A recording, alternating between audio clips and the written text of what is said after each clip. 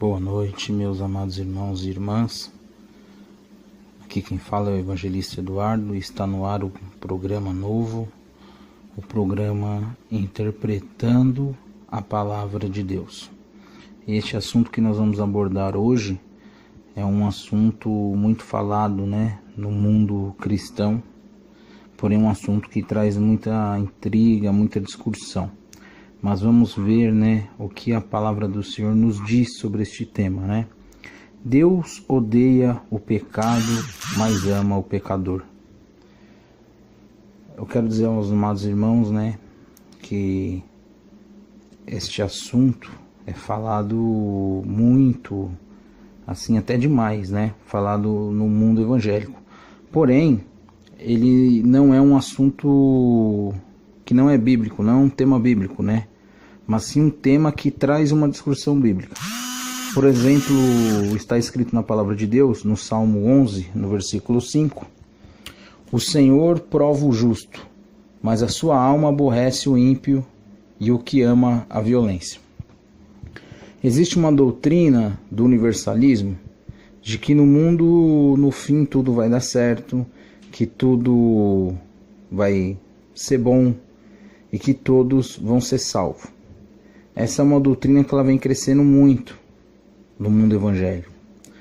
Mas a palavra do Senhor nos diz que Deus é amor, mas também nos diz que Deus é justiça, é fogo consumidor, que Deus é reto, é misericordioso e que trará a juízo todas as obras.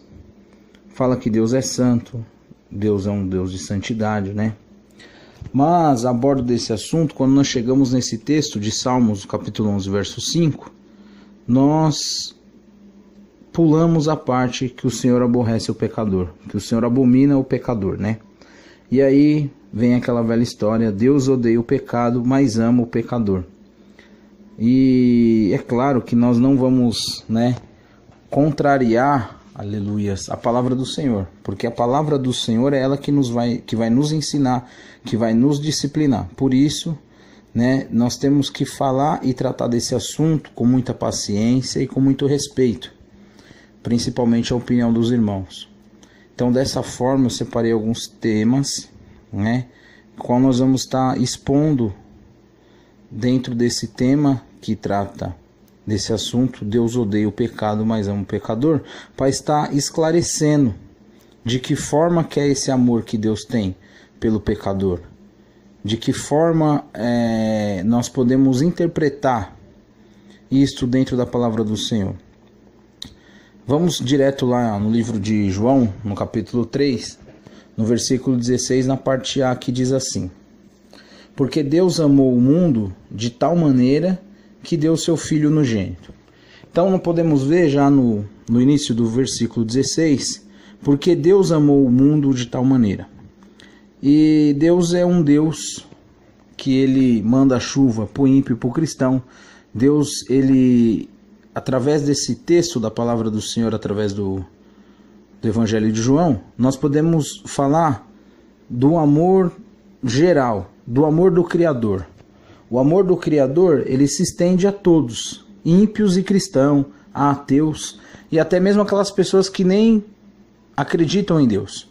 Porque Deus, ele tem um amor geral pela criação dele. E isso é indiscutível através dessa palavra do Evangelho de João. Mas o que vai diferenciar esse amor que Deus tem por este povo, por esta criação, é o amor sálvico. O amor sálvico é o amor da salvação. E esse amor, no sentido sálvico, ele é um amor que é exclusivo sobre o povo de Deus. E quem que tem direito a esse amor? Aqueles que se arrependem e creem. Porque, continuando em João 3,16, o texto vai dizer assim na parte B: para que todo aquele que nele crê não pereça, mas tenha vida eterna. O que nós temos que observar nesse texto é que na parte A, Deus, ele fala que amou o mundo de tal maneira que deu seu Filho unigênito. Então ele ama o mundo, traz um cuidado especial pela criação, mas ele dá a oportunidade de salvação para aquele que nele crê. Para aquele que nele crê não pereça, mas tenha a vida eterna. Então há uma distinção do amor ao pecador. Deus ama a todos, que todos fazem parte da criação. Mas ele tem um amor diferenciado, exclusivo do povo de Deus. E quem é o povo de Deus? Aqueles que se arrependem, aqueles que saem da vida de pecado. Então, podendo ter assim uma análise do texto em geral, também vamos recorrer ali ao livro de Romanos, no capítulo 9, para entender quem é aquele que crê no Senhor, né? Aquele que aceita a Jesus, aquele a quem o Senhor chama, que a palavra diz assim no verso 11. Romanos capítulo 9, versículo 11. Porque não tendo eles ainda nascido, nem tendo feito bem ou mal, para que o propósito de Deus, segundo a eleição, ficasse firme, não por causa das obras, mas por aquele que chama. Ou seja, quem chama aqui é Deus. E esse texto de Romanos, capítulo 9, verso 11, ele reflete o texto que está lá em Malaquias, capítulo 1, aonde o Senhor vem tratar do assunto de Jacó e Esaú. E o Senhor fala assim: todavia amei a Jacó e aborreci a Esaú.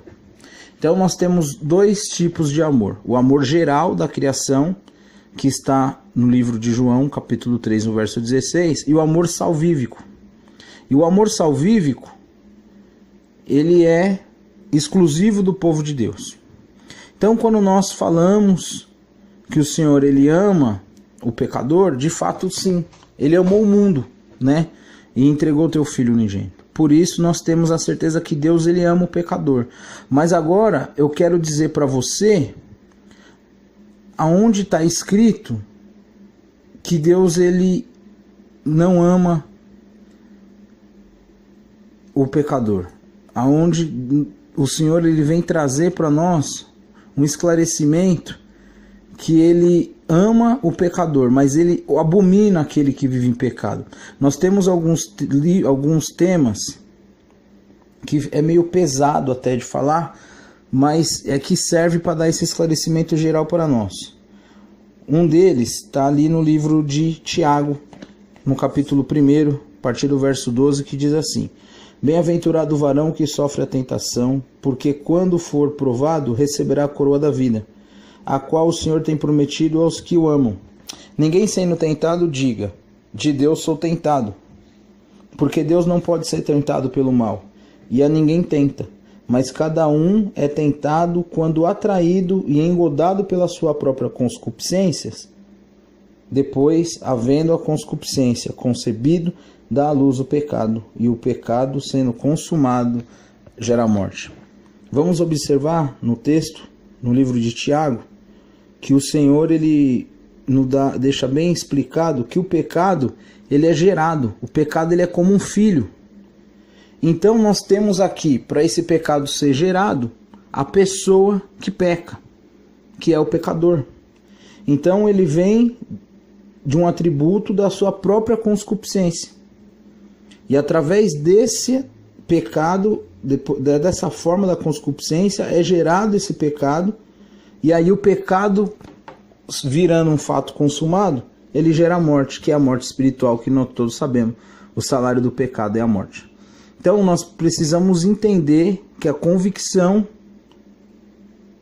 é que o Senhor, ele ama o pecador e ele convoca o pecador à santidade, né? Outro texto também que nos deixa bem claro, falando sobre esse assunto, é o livro de Provérbios, no capítulo 6, no verso 16, que diz assim: estas 6 coisas aborrece o Senhor, e a 7ª sua alma abomina: olhos altivos e língua mentirosa, e mãos que derramam sangue inocente, e coração que maquina pensamentos viciosos, e pés que se apressam a correr para o mal, e testemunha falsa que profere mentiras, e o que semeia contendas entre irmãos. Podemos observar que em todos esses 7 atos, para que esses atos se concretizem, precisa do que? De uma pessoa.